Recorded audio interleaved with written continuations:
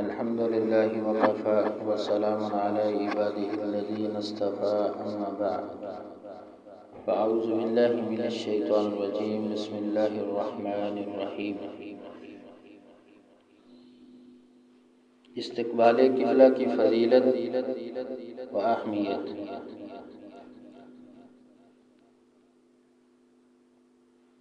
نماز کے لیے قبلہ کی طرف رخ کرنا، قبلہ جانب ہونا، یہ صحت نماز کے لیے ایک بہت ضروری امر ہے۔ جس طرح یہ نماز کے لیے ضروری ہے، اسی طرح رسول اللہ صلی اللہ علیہ وسلم کے فرامین سے اس کے فضائل بھی بیان ہوتے ہیں۔ صحیح بخاری کے اندر حدیث ہے، سیدنا انس رضی اللہ تعالیٰ عنہ بیان کرتے ہیں کہ رسول اللہ صلی اللہ علیہ وسلم نے ارشاد فرمایا، من صلی صلاتنا، جس نے نماز پڑھی ہماری جیسی نماز پڑھی، واستقبل قبلتنا، اور ہمارے قبلے کی طرف رخ کیا، وَأَكَلَ ذَبِيحَتَنَا، اور ہمارا ذبیحہ کھایا، فَذَلِكَ الْمُسْلِمُ الَّذِي لَهُ ذِمَّةُ اللَّهِ وَذِمَّةُ لِرَسُولِهِ، اور وہ ایک ایسا مسلمان ہے جس کے لیے اللہ اور اس کے رسول کا عہد ہے، یعنی اللہ اور اس کے رسول کے ذمے ہے۔ فَلَا تُغْفِرُ اللَّهَ فِي ذِمَّتِهِ،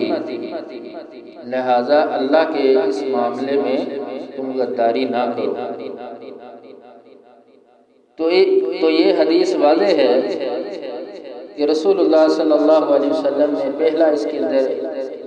یہ حکم دیا کہ نماز پڑھو ہماری جیسے صحیح بخاری کے اندر حدیث آتی ہے، حضرت مالک بن حویرث رضی اللہ تعالیٰ عنہ بیان کرتے ہیں کہ آپ نے فرمایا، صلو کما رأیتمونی اصلی، تم نماز پڑھو جس طرح مجھے نماز پڑھتے ہوئے دیکھتے ہو۔ تو پتہ چلا کہ نماز بھی پڑھنی ہے تو طریقہ رسول اللہ صلی اللہ علیہ وسلم کا ہونا چاہیے۔ اگر یہ طریقہ ہوگا، ہم کوشش کریں گے اس طریقے کی، تو پھر اللہ تبارک و تعالیٰ کے ہاں وہ ہمارا عمل قابل قبول ہوگا، کیونکہ ہر عمل کے اندر رسول اللہ صلی اللہ علیہ وسلم کی پیروی ضروری ہے۔ اور دوسرا حکم ہوا کہ اور ہمارے قبلے کی طرف رخ کیا۔ قبلہ کون سا ہے؟ بیت اللہ، جس نے بیت اللہ کی طرف رخ کیا، اور ہمارا ذبیحہ کہا، یعنی ذبیحہ اگر کسی جانور کو ذبح کرنا ہے تو وہ بھی طریقہ رسول اللہ صلی اللہ علیہ وسلم کا ہونا چاہیے۔ تو جب یہ بندہ یہ کام کرتا ہے تو اللہ تبارک و تعالیٰ کا اس شخص کے لیے عہد ہے۔ اور دوسری حدیث کے اندر رسول اللہ صلی اللہ علیہ وسلم نے فرمایا، امرت ان اقاتل الناس حتی یقولوا لا الہ الا اللہ، کہ مجھے حکم دیا گیا ہے کہ میں لوگوں سے جہاد کروں یہاں تک کہ وہ لا الہ الا اللہ نہ کہیں، یعنی مسلمان نہ ہو جائیں۔ فَإِذَا قَالُوا، جب وہ کہیں تو وَصَلُّوا صَلَاتَنَا، اور وہ نماز پڑھیں پھر ہماری نماز جیسی، وَاسْتَقْبَلُوا قِبْلَتَنَا، اور وہ اپنا رخ کریں ہمارے قبلہ کی طرف، وَذَبَحُوا ذَبِيحَتَنَا، اور وہ ذبیحہ یعنی جانور کو ذبح کریں ہمارے ذبیحے کی طرح جس طرح ہم کرتے ہیں،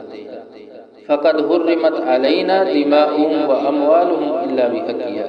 تو پھر ان کا مال اور ان کی جان جو ہے وہ حرام ہے، یعنی پھر ان کے ساتھ جہاد نہیں کیا جائے گا اگر وہ یہ عمل کرنا شروع کر دیں،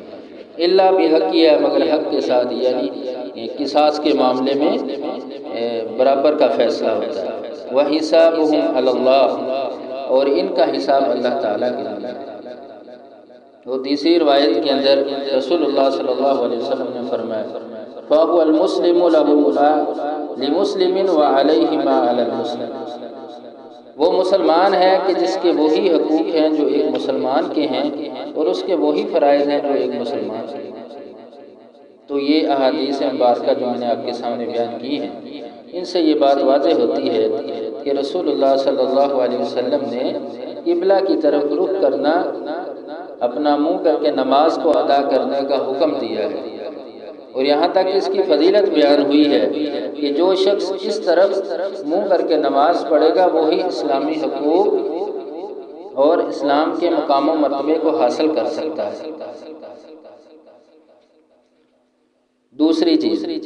استقبال قبلہ کی فضیلت، یعنی اس کی فرضیت کب ہوئی؟ نبی مکرم جناب محمد رسول اللہ صلی اللہ علیہ وسلم قبلہ کی طرف رخ کر کے نماز پڑھتے،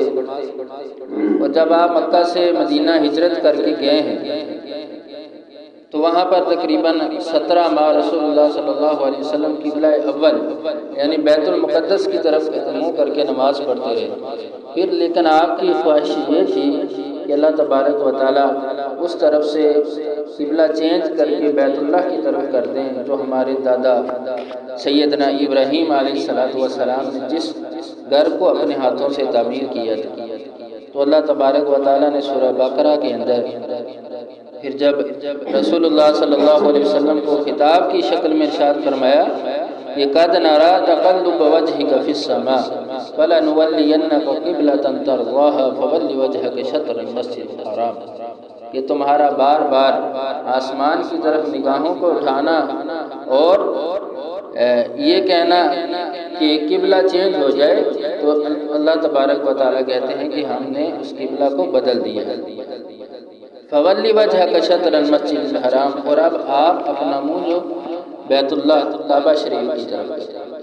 اور دوسری جگہ اللہ تبارک و تعالیٰ نے پھر آپ صلی اللہ علیہ وسلم کو اور پوری امت کو مخاطب کر کے ارشاد فرمایا وَحَيْثُ مَا كُنْتُمْ فَوَلُّوا وُجُوهَكُمْ شَطْرَهُ، کہ تم جہاں کہیں بھی ہو اپنا منہ نماز کی وقت بیت اللہ کی طرف قبلہ کی طرف کرنا ہے۔ یہ قرآن مجید فرقان حمید سے یہ بات ثابت ہوتی ہے، اور اسی طرح رسول اللہ صلی اللہ علیہ وسلم کے فرامین سے بھی یہ بات واضح ہوتی ہے۔ جیسے سیدنا ابو ہریرہ رضی اللہ تعالیٰ عنہ کی ایک حدیث ہے کہ ایک صحابی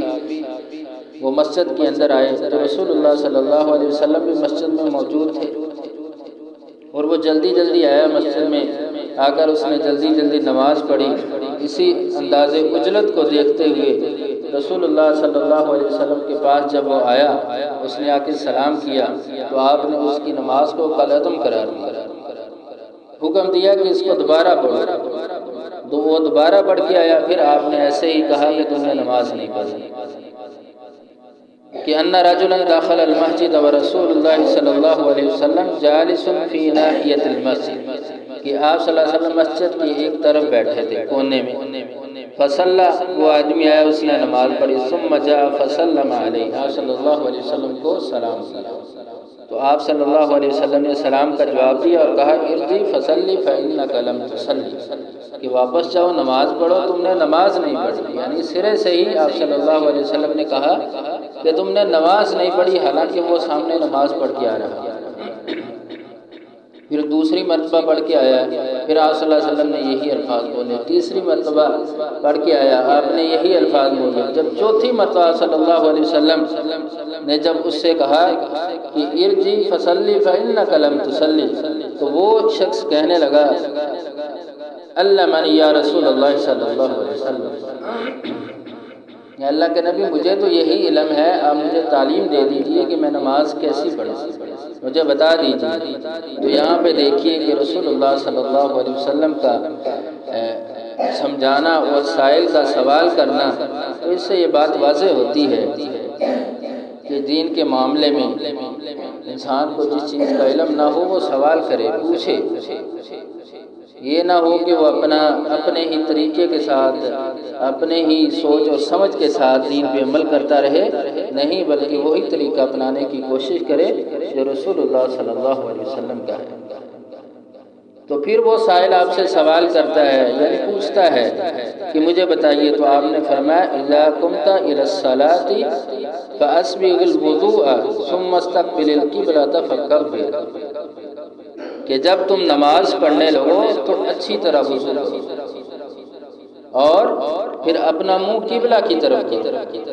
فکبر، پھر تم اپنا تکبیر کے ساتھ نماز کی ابتدا کرو۔ حدیث لمبی ہے لیکن ہمارا محل شاہد یہ ہے کہ رسول اللہ صلی اللہ علیہ وسلم نے حکم دیا ہے کہ تم نے جب نماز پڑھنی ہے تمہارا منہ جو ہے وہ قبلہ کی طرف ہونا چاہیے۔ تو اس سے یہ بات واضح ہوتی ہے کہ جب نماز ادا کی جائے تو ایک مسلمان، ایک نمازی کا منہ جو ہے وہ بالکل قبلہ کی جانب ہونا چاہیے،